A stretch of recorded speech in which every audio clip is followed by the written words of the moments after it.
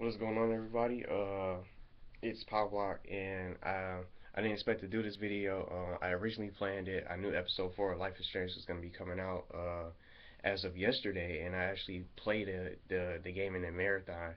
I finished the episode in one sitting. I was just that into it. It was honestly the best episode I ever played by far of the game.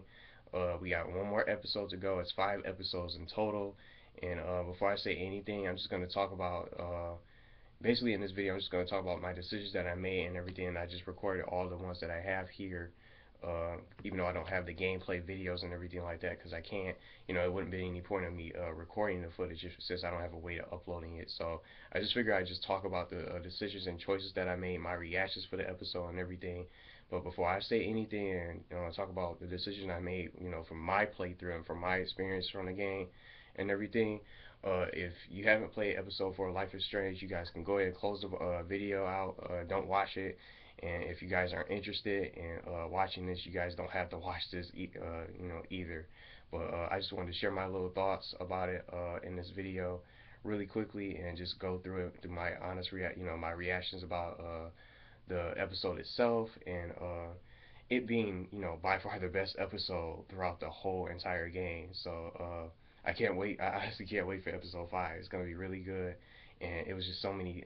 As good as the episode 4 was, it was just a lot of surprises, shocking, events and everything, and a big twist towards the ending and everything. And I'm gonna get to that.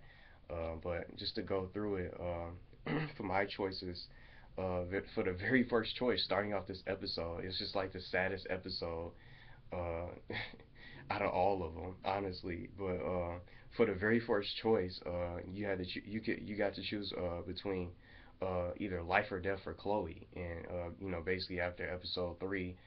She ended up, at the ending of episode 3, she ended up being in a wheelchair, regardless of what the choices you made in throughout your playthrough. She wanted to end up, she ended up being in that wheelchair and everything. I thought someone actually injured her and stuff like that, or maybe she, Frank. I thought Frank must have did something to her, just for payback, for not paying her the money she owes him and everything like that. But she actually got into like a car accident and stuff like that.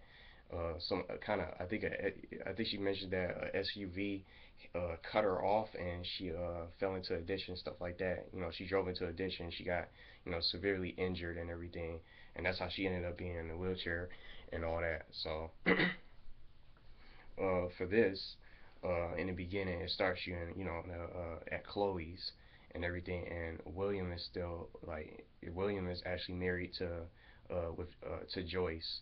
So for my decision, you had a choice of either putting her out of her misery, where she suffers no longer, or just keeping her alive. But for my decision, I chose to keep her alive because I felt, I checked out, experienced both, decisions to see what would happen and everything, how it, the results would turn out. But I decided to keep her alive because I thought it might be another way. And for me, I would want to say, like, when I was playing through the episode, when I made the decision to keep her alive instead of just killing her right off the bat, and just, taking her out of her, her misery and stuff like that, and where she suffers no longer and everything, I decided to keep her alive because, I thought it was like another way. It must have been another way to help her. When there's a will, there's a way, I want to say. So that's the kind of feeling I had. So that's why I also wanted to keep her alive, and I also felt guilty and felt, very bad to just try to, put Chloe out of her misery and everything. So I just decided to keep her alive. And right after, there's a one scene where, as you progress through the episode, Warren comes in to help you, and he beats down on Nathan. You get to choose to stop him from beating Nathan's ass, or you just can, sit there and watch and, not get involved and not interfere. I chose to have Warren beat the shit out of beat the shit out of Nathan, because in my playthrough of episode 3, I chose Nathan as the guilty one responsible. Nathan Prescott as the guilty one responsible for Kate's death. Committing suicide off the rooftop and everything like that.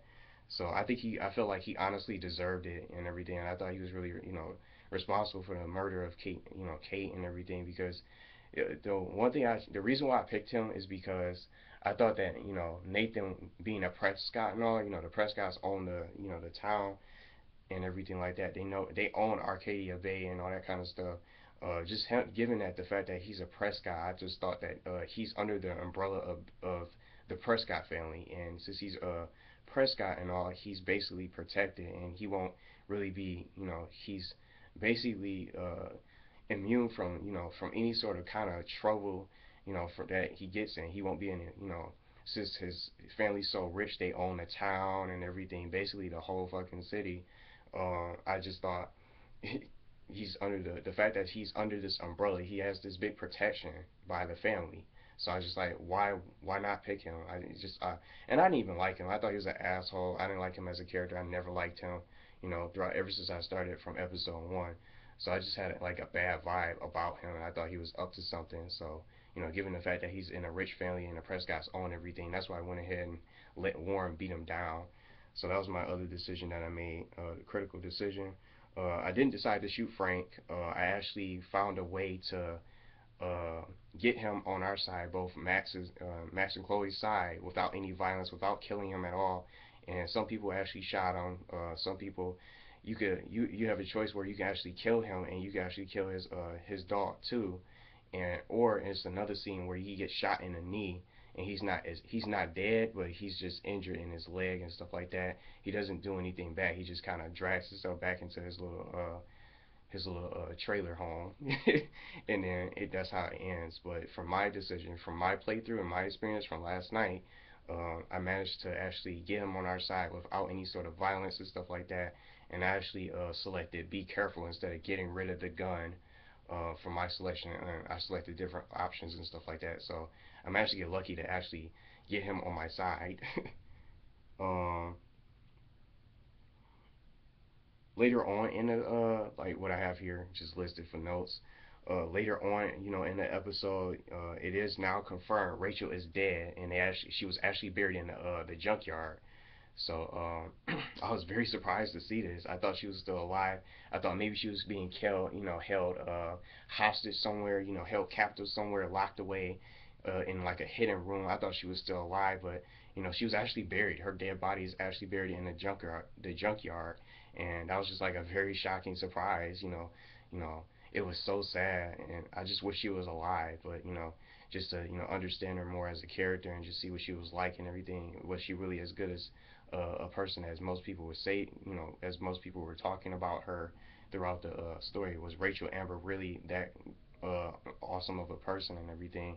But unfortunately, her dead body was found in the junkyard. So that was just one thing that that you find out as you play through the episode.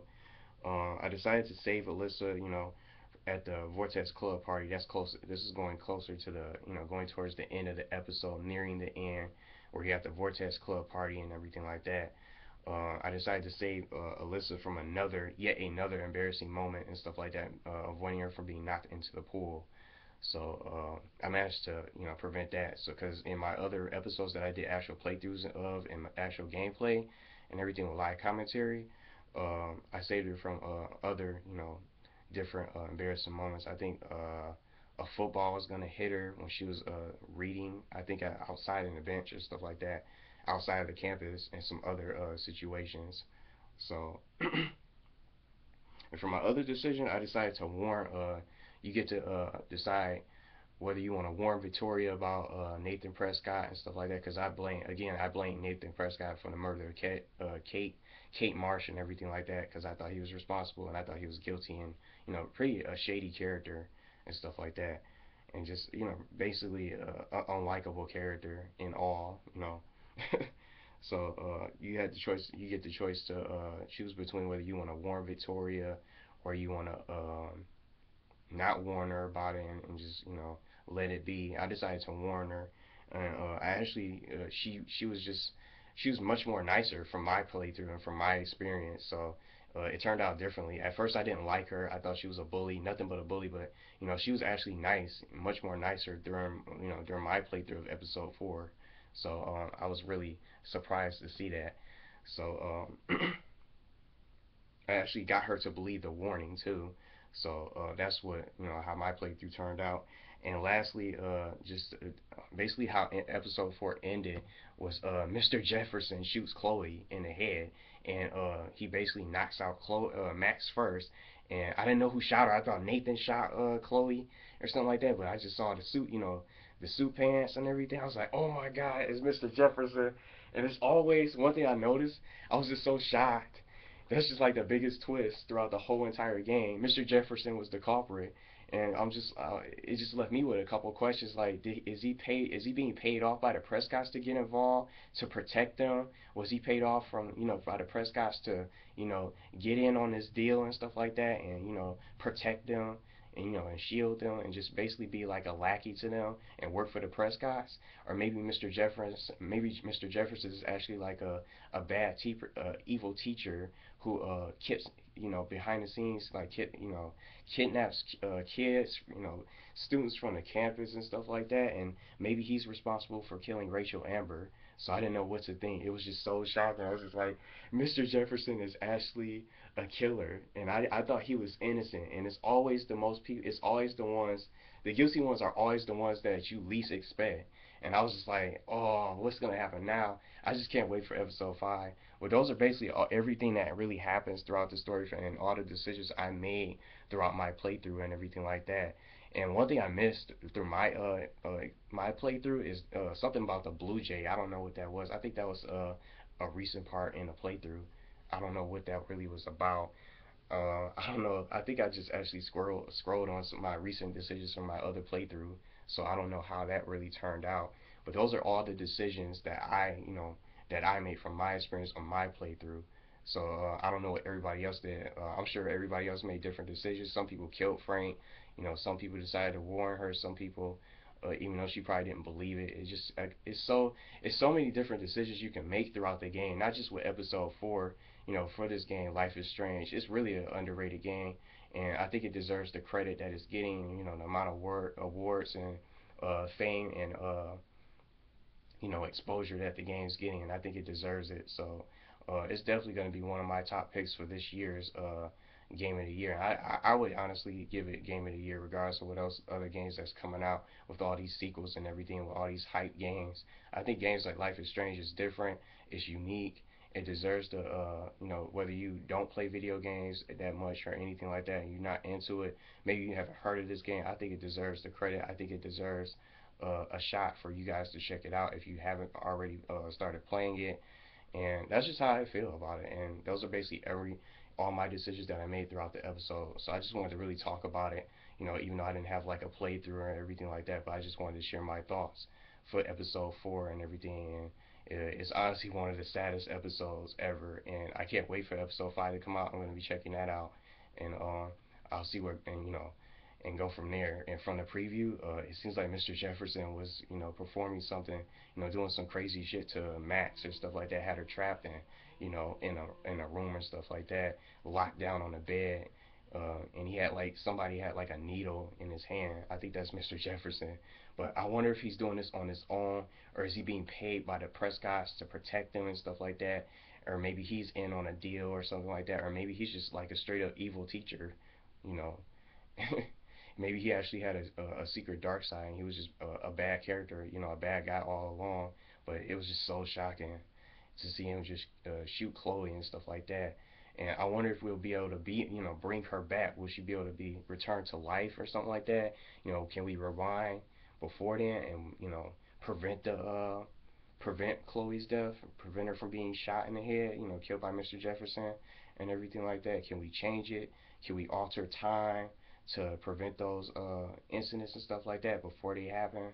But it makes me kind of want to replay the game and just pick Mr. Jefferson and see how, just see what happens, even if I pick David Manson and stuff like that as the culprit and stuff. It definitely makes you want to play the game again. Even after I finish episode 5, I might try to replay it again just to try to see what happens and just check out other people's playthroughs to see what everybody else decided. So that's basically it. I just wanted to talk a little bit about it and just talk about all my decisions that I made, my reactions and everything. It's a good game. It's a hell of a good game, and if you don't know about this game, I definitely recommend it that you guys check it out, and I hope you guys do. So thanks for watching. If you are watching this video, I really can't wait for episode 5 to see what happens, and maybe somebody. Hopefully, we could take down Mr. Jefferson and get him. Hopefully he'll get killed because I think he deserves it. So even if we can't bring Chloe back to life and stuff like that, and can't change what has happened and everything. So I hope Mr. Jefferson gets what's coming to him. And if the Prescotts, if Nathan Prescott or maybe the Prescotts are in on it, I hope they get what's coming to them. But I can't wait to see how it ends. And also that big storm that's supposed to hit Arcadia Bay and destroy everything. So I don't know what's gonna happen.